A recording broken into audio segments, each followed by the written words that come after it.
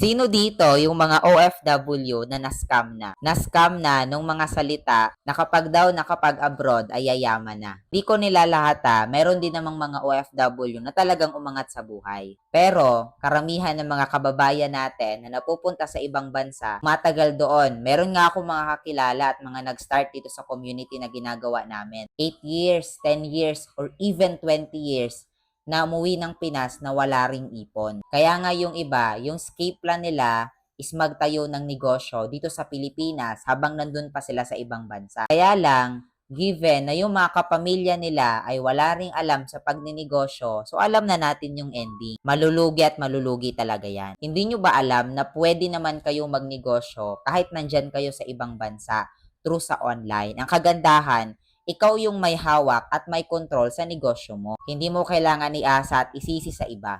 Ikaw yung pipili ng oras at ikaw din yung magiging empleyado ng online business mo. Hindi mo to gagawin mag-isa kasi tutulungan ka namin at i-guide ka namin. Ito pala ang Online Business Academy, isang legit online business na nagtitrending ngayon dito sa TikTok. Kaya naman kung isa ka sa mga OFW na naghahanap ng legit na negosyo dito sa online, message mo ako directly, tuturuan kita.